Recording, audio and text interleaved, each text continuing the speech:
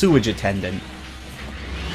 Now, while I said before the series was very episodic, meaning you don't really have to see one episode to understand another, it did have a very large catalog of recurring characters, such as Breezy the Spy Hedgehog, Robotnik Jr., Wes Weasley the Weapons Salesman, and of course, who could forget the awesome might of the Bears? There it goes, big mate. The Robotnik Express. Yeah, when you said that, Big Grizz, you said them out. Of course, they can't really compare in sheer nightmare fuel to what was perhaps the series' most recurring minor character, Mama Robotnik. Every time she shows up on screen, I just feel this shiver run down my spine, because despite the fact that it is a pretty goofy concept, she was by far a much more capable and intimidating villain than Robotnik himself. In fact, most of the time the two of them are on screen together, you kind of get the feeling that Robotnik has been demoted from villain to just sympathetic wooby. This is my fortress. You can't do this to me. Oh, yes, I can! I officially disown you, Robotnik! Scram! The series is also well known, or depending on who you ask, infamous for its Sonic Says segment, which was a brief 30-second or so PSA that would play at the end of every single episode. Sometimes it would relate to what was happening in the episode, most of the time it wouldn't, and it would just come off as extremely random. Now, most of the time, the Aesops or the morals that were portrayed were sensible, if a little self-explanatory, such as you should always share with people, call 911 if you have a real emergency on your hands. Other times there were very bizarre Aesops, like don't play in dryers or things like that. There are also a few examples of some broken Aesops, such as when Sonic tells Coconuts not to run away from Robotnik because at least it's a roof over his head.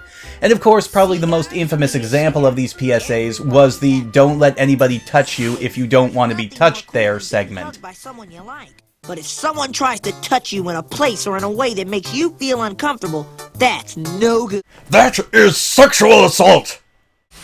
Some people do wonder why these PSAs exist at all, and it was primarily due to the time it was released. Going into the 80s and 90s, people often forget that around that time, a lot of uptight, overprotective soccer moms were worried that cartoons were not as enriching as they could be for their children. One would wonder why they would think cartoons would have to be enriching, considering they're meant to be escapist fantasy entertainment, but that's a moot point in this day and age. Anyway, it was decided that to placate these people, any cartoon shown during a certain time of the day had to have a certain level of educational programming in it. Thus, that's why the Sonic Says segments were included. That way the show could keep running during its after-school weekday time slot and not have to worry about being scrutinized for a lack of educational content. For the most part. Another reason that the series seems to get a lot of flack is for its apparent lack of quality animation, when in reality the series is actually animated very competently. Of course, there are still a few animation hiccups here and there. You do have to keep in mind this was during an era where everything was hand-drawn and hand-animated, and computer animation was still a bit of a luxury at the time. It's just that the animators took a very stylized and exaggerated interpretation of the original games and ran with it. The games themselves were already very stylized and exaggerated in their own way, so this kind of makes a lot of sense when you think about it. In an interview with Milton Knight, he actually outright states that a lot of the production staff were told to emphasize emotion over accuracy, which explains why a lot of characters go off-model as often as they do, because that is what makes it funny, that's what makes it surreal, that's what makes it enjoyable for both the people watching and the people creating the series. In fact, because of this, I'm relatively convinced that Dr. Robotnik was their favorite character to work on, just because of the sheer amount of exaggeration in both his animation and his voice. In fact, try a drinking game next time you have a party. Sit everybody down and watch a single episode of the series. Have everybody take a shot every time Dr. Robotnik goes off-model. You'll be dead by the 15-minute mark, but you will be laughing your ass off while you do. Of course, this isn't all that surprising if you also consider what else Milton Knight worked on before he came to work on Adventures of Sonic the Hedgehog. He was responsible for some animations done during the animated segments of the movie Cool World, and he was also one of the animators on Twisted Tales of Felix the Cat, which is a cartoon series I'm pretty sure was spawned from one man's fever dream. The use of music in the series is also really well done, which surprises some people because a majority of it is just remixed, public domain, or classical music. Whoa, this really is great. Even the main theme of the show, which does incorporate the main theme of the video game in a very nice way, has touches of classical music sprinkled throughout, with use of tunes like Hall of the Mountain King and Flight of the Bumblebees.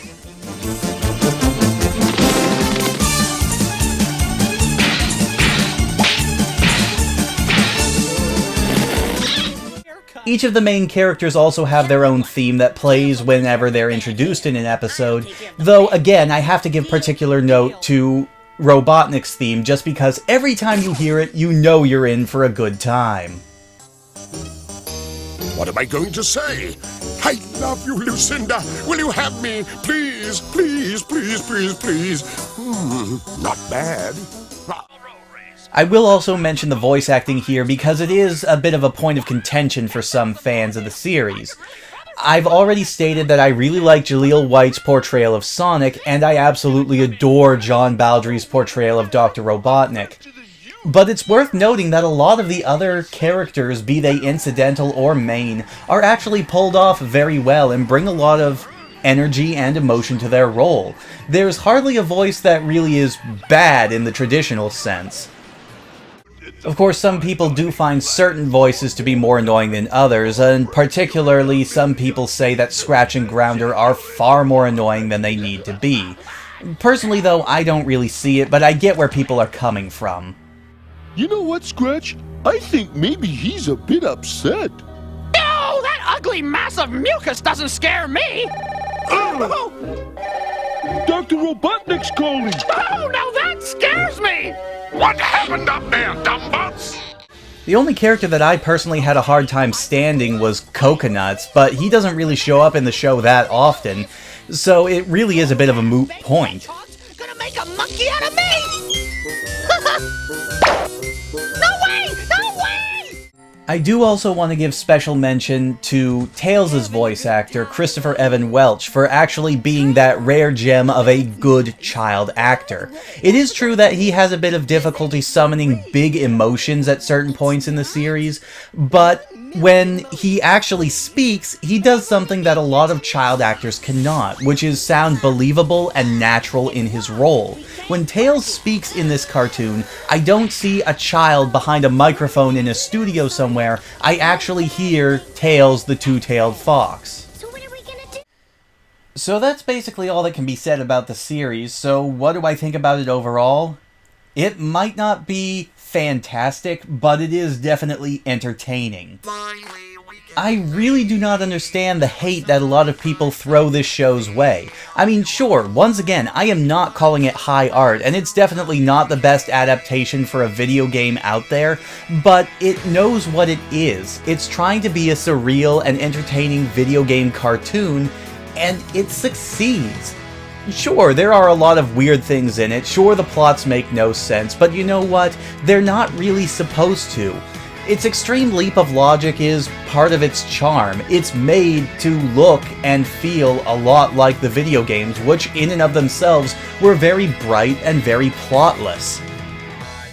I actually think that this series would be a lot more fondly remembered if it didn't have the unfortunate implication of being run side by side with what is possibly the best video game cartoon adaptation of all time. And honestly, if you are a newer Sonic fan, like from, say, Adventure onward, you're probably not going to enjoy it that much. But if you're a fan who grew up with the old Genesis games, you definitely will have a lot more fun with this series.